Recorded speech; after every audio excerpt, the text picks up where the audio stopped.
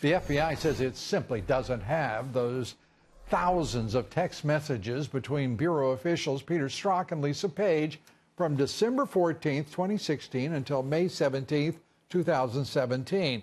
The Washington Examiner's Byron York made a list of events that took place during that period, and the results are telling. Let's take a look. Among the dozen or so key developments that Strzok and his mistress would almost certainly have discussed, we presume, the surveillance and resignation of Trump National Security Advisor General Michael Flynn, the dismissal of Director James Comey, the director of the FBI, the recusal of Attorney General Jeff Sessions in the Russia collusion probe, and on the final day of those missing texts, guess what? Robert Mueller was appointed special counsel. What coincidences? Joining us tonight to discuss those missing messages and what can be done to recover them, Byron York. He's chief political correspondent for the Washington Examiner, Fox Business contributor. Great to have you with us, and what an impressive list that is.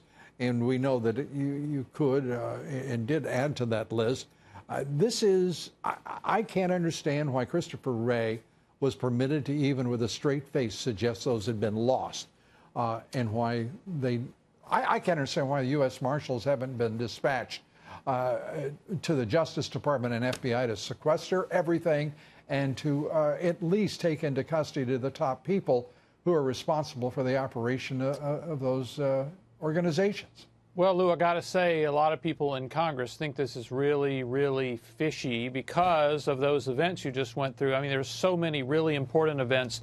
And we know that Strzok and Page were very chatty. They talked with each other all the time about what was going on, and they would have been talking about those things, too. I think it's interesting. This evening, we got a statement from Jeff Sessions, the Attorney General, really apologetic in tone, saying he's going to use every possible resource to see if these texts actually can be recovered. That's important because Congress doesn't really have any resources to tell them to go back and coerce them to do more searching. Well, so, the NSA has resources, and lots of them.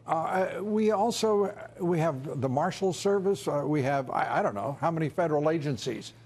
We need, I don't need to see another report from the Justice Department on anything, or from the FBI. Frankly, I wouldn't trust anything I saw from them. Well, I got to tell you, I don't think most Americans would right now. In the past, I've been very critical of people calling for a new special counsel, this special counsel, that special counsel, because we've all seen the mission creep that is involved. We've all seen the way they just seem to spiral out of control. On the other hand, if there were a story that needed a special counsel, you have widespread activity in the Justice Department and the FBI that needs investigating, and those are the very entities that would investigate themselves in this case. So if there is a case for an outside investigator, this seems like it would be it. Yeah, I think I come to the same conclusion reluctantly because these two departments, their leadership has proved themselves, the Department of Justice and the FBI have proved themselves to be unworthy of the public trust. Why is it that this information is not being compelled at a more rapid rate? Too much time has been obviously given to the State Department to produce emails. That now the Justice Department has been given forever to produce these text messages.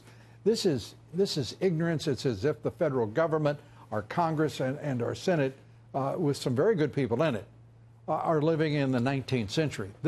Things are moving too quickly, too fast, too much at stake for this kind of pondering pace. Well, first of all, the House and the Senate only found out Friday night about these missing emails. They thought up until then... Found out they were missing. Yeah, they thought the Inspector General of the Justice Department, which has been doing this big investigation into the conduct of the Hillary Clinton email investigation, they thought the Inspector General had all those emails. Frankly, to the point I'm making, when's the last time you heard of an Inspector General having a report concluded? When is the last time it was done, if there was one, in less than a year's time? We have watched 6.5 years of investigation take place under 5 committees, the FBI, investigating Trump-Russia collusion. without producing any evidence. And yet it goes on because the hulking figures that make up the leadership of the Senate and the House don't have the guts, the integrity to say enough. And in the instance where we need to produce it, we see no action at all. Well, the Inspector General in this case was the office that got these texts to Congress. So that, remember, there was this story that Robert Mueller had demoted his top FBI investigator down to the Human Resources Department. And, like, why would that happen? Well, it's because of the Inspector General that we found out why.